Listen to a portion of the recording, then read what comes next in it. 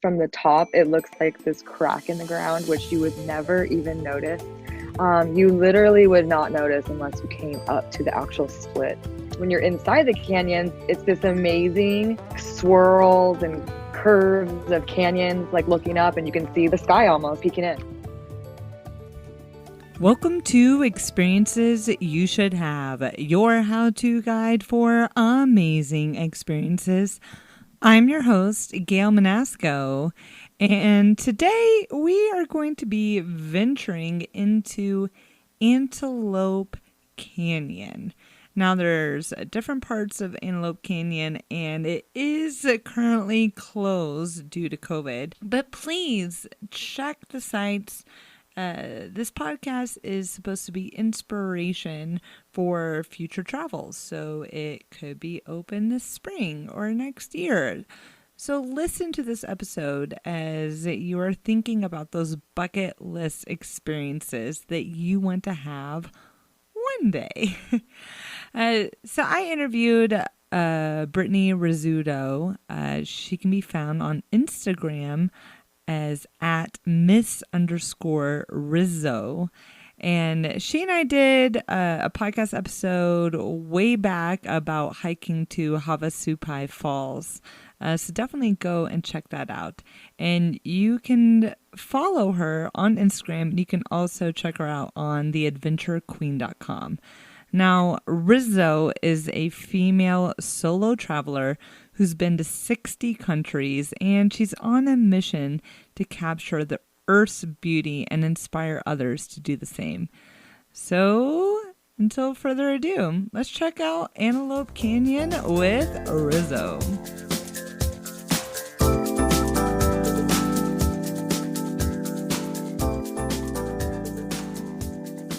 Welcome to the podcast. Well, actually, welcome back to the podcast, Rizzo.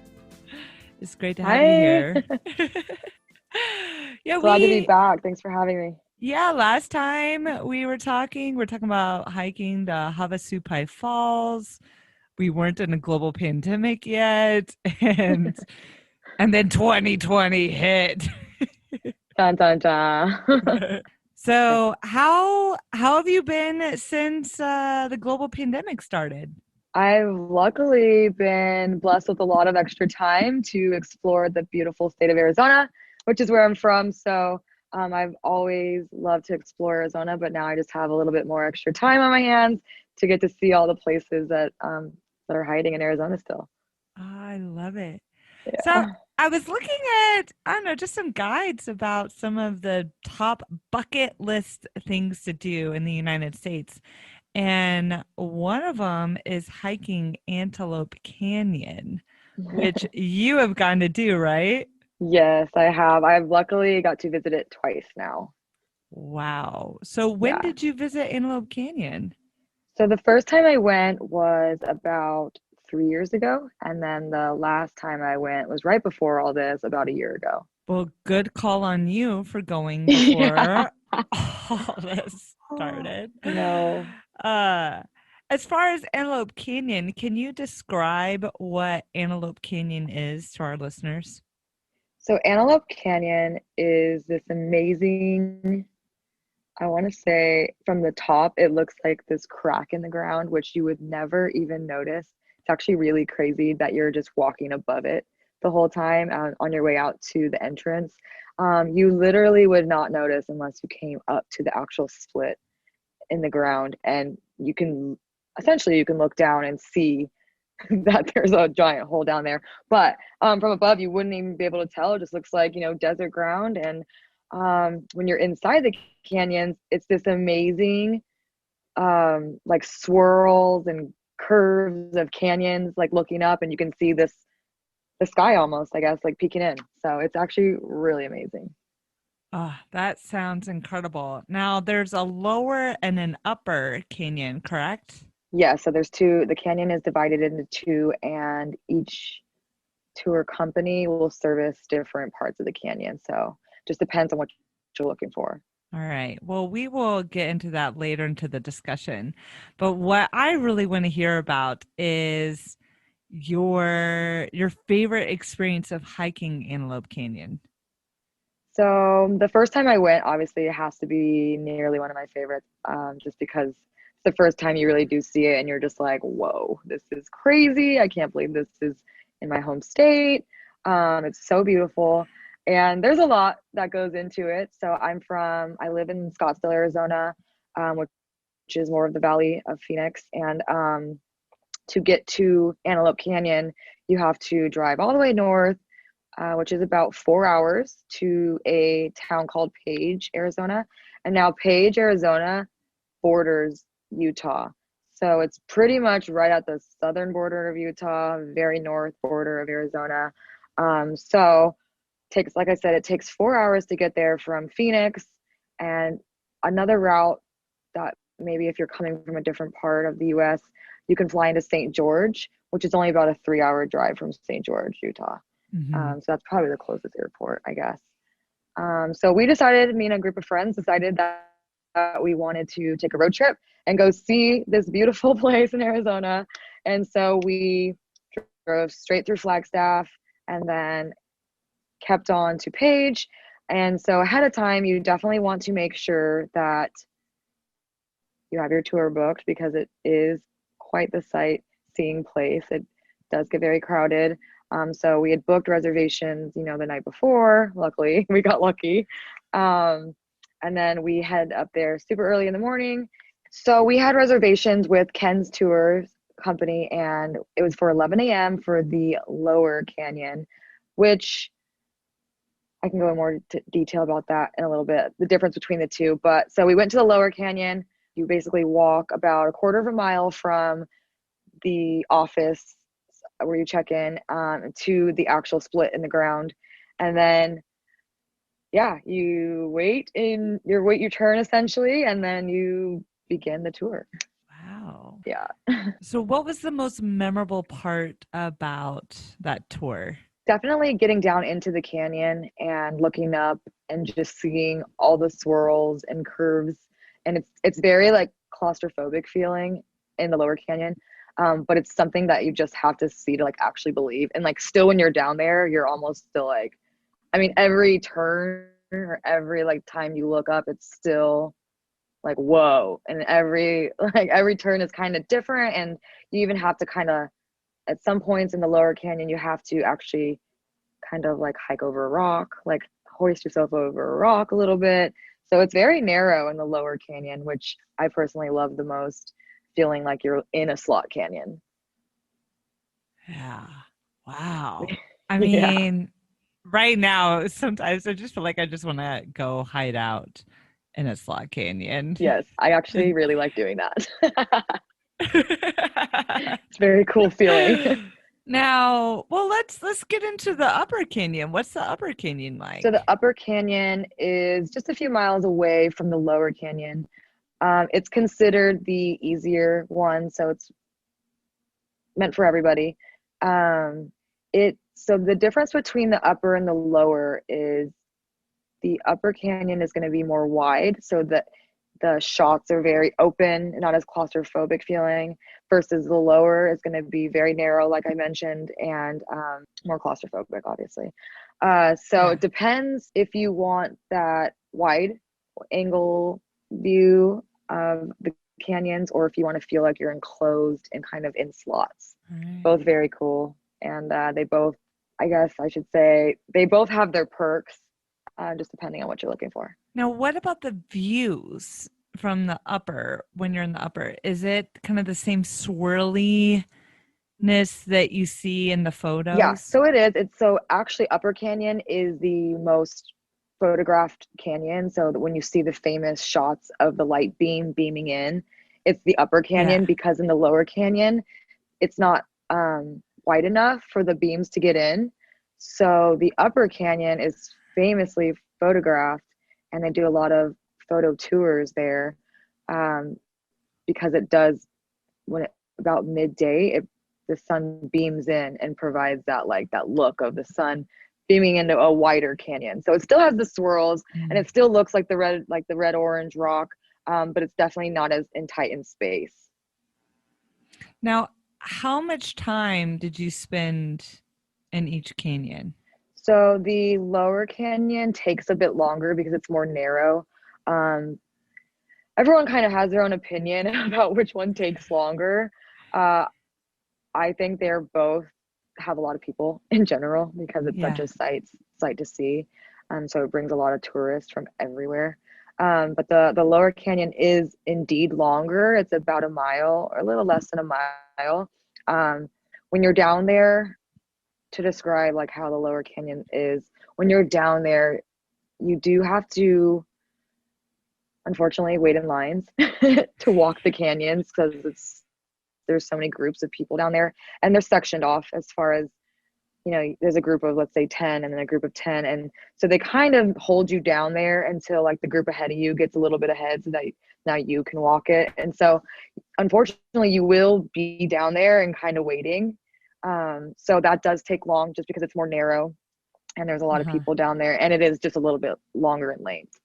Yeah. The upper canyon, again, if you're doing a photo tour, it can take longer because you're actually allowed and allotted that time to take photos and to catch the light beams, and it's a little less crowded, but it is a little bit more expensive. Hmm.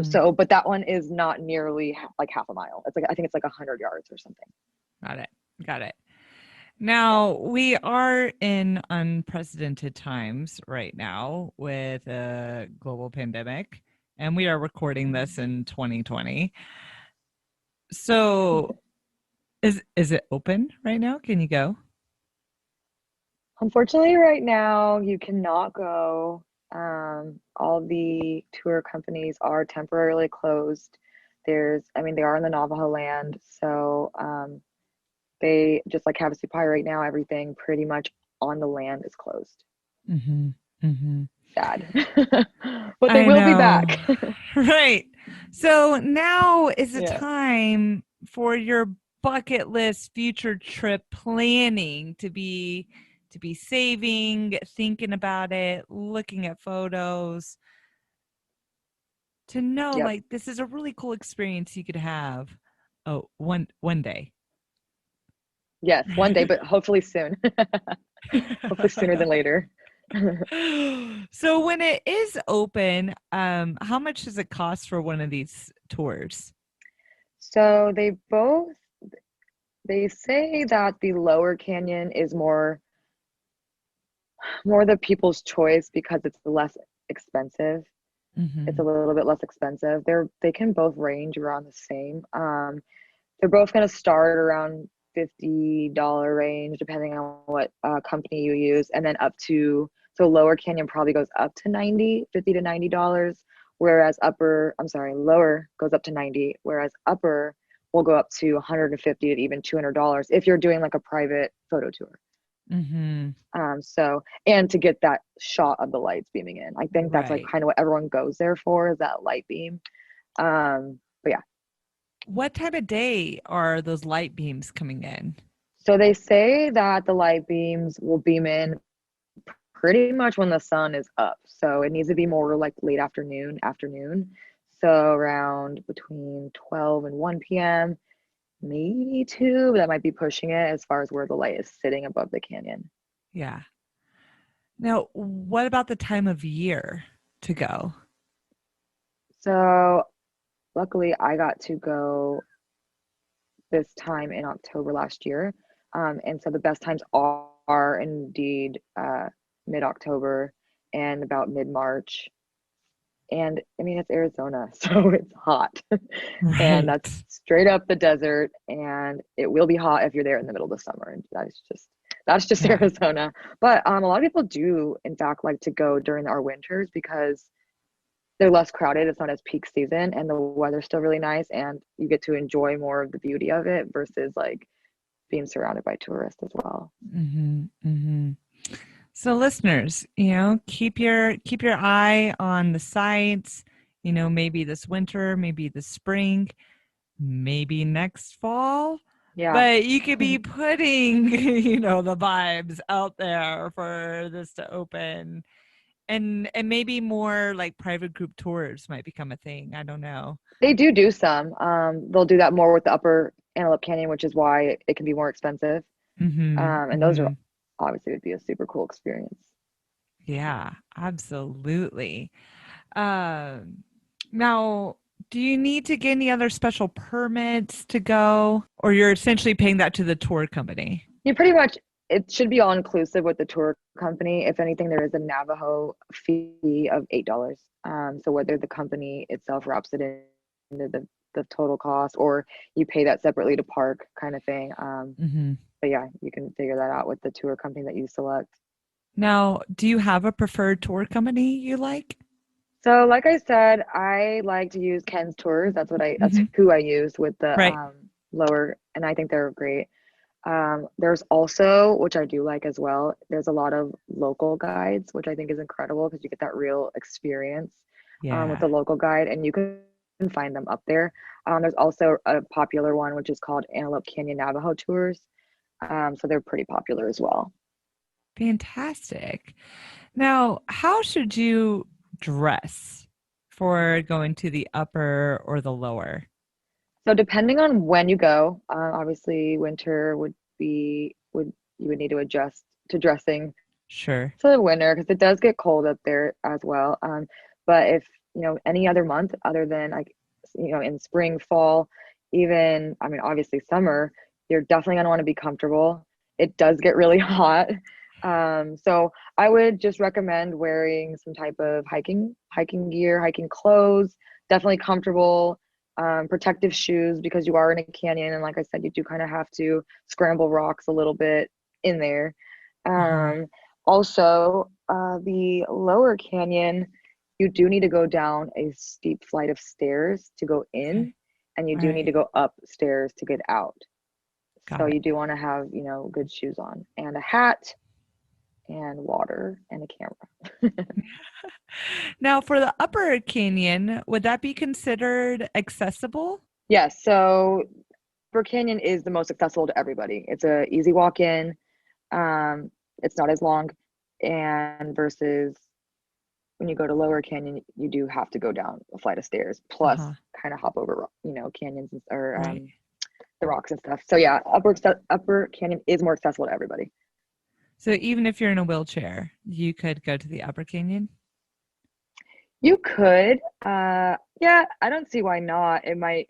You do have to take a 4x4 to get to the Upper Canyon, Okay. um, but I don't see why not. Okay. All right. I Yeah, love finding really cool, accessible experiences out there. So, totally. yeah, no, that's fantastic. And are there any other tips for going or even like photography tips while you're there? Like I said, the biggest thing to catch is light beams, which You're right. are in the Upper Canyon only so you'll want to book your tour around 1 p.m. probably just to catch that beam. Hmm. And then you'll definitely need to bring a camera. uh, and I just personally think that it's more enjoyable to go in the winter when there's just less people. Better for photos and just to really enjoy the experience and not feel like you're waiting in a line just to like walk forward. Right. Yeah. Right. That's the Now, kind of part where you don't see in the pictures is everybody waiting.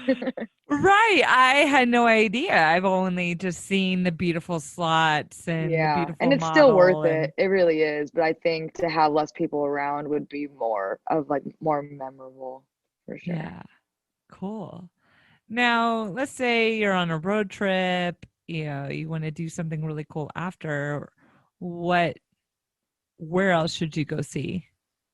So if you've seen anything that talks about Arizona, I'm sure most people have across the picture of Horseshoe Bend, which is this Uh-huh. amazing. It looks like again kind of a canyon, like a circle, like a half circled canyon or half like yeah, a half canyon basically with beautiful water at the bottom. The Colorado River just like runs through it, and you get to stand way above it.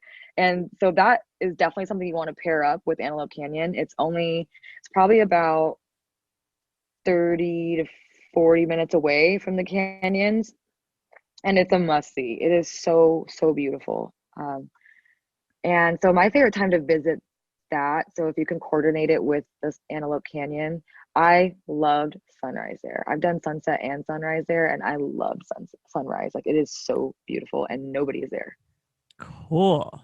Oh, that's Yeah, a it's great tip. so maybe like start out your day at Horseshoe Bend sunrise, and then be in at Antelope Canyon by the afternoon. Now that sounds incredible. Absolutely So incredible.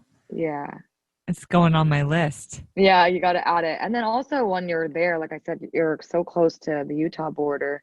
Um, Lake Powell is right Uh-huh. there in between both, and Lake Powell is so beautiful. And again, it kind of in the actual lake, it provides that kind of canyon look. So it's very famous for paddleboarding and kayaking through that. So you get to be on water in kind of like those canyon looking slots. Cool. Very cool. Wow. Yeah. Yeah, I think you're going to be my vacation planner I here know. now. This is I can help with great. that. Now, I'm a foodie. I love good food. Uh, is there anything like special or interesting you should try in the area?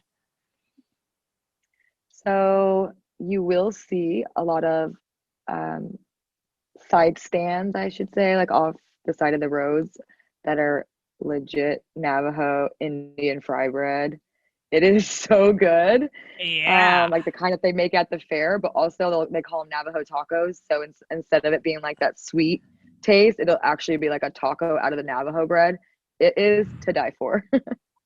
I am so in right now. I know. Can you mail some to Oregon, please? I know. I'm like, my stomach's starting to growl just thinking about them. That sounds delightful. Absolutely delightful. So I Uh, would definitely recommend if you see one, pull over. Yeah. oh, well, thank you truly for coming on the show. And you have quite the social media profiles. I feel like you've just gone everywhere. How can people find you on social media? So you can find me on my Instagram. It's Miss underscore Rizzo. That's MISS underscore Rizzo. And I also have a travel blog called theadventurequeen.com. So you can look me up there, you can follow, and always love connecting with people that want to know more about traveling. I always get tons of questions about how to do this and that. So I love sharing it with people. Fantastic. Well, I love it that you could come on the show today, and hopefully, you listeners out there will be able to go to Antelope Canyon one day. Yeah, One day. one day soon for sure. But at least now everyone will be prepped going into it. Yes, absolutely. That's great. Thank you, truly. Yes. Thanks for having me again. It's so good to see you. Yeah, it's so good to see you.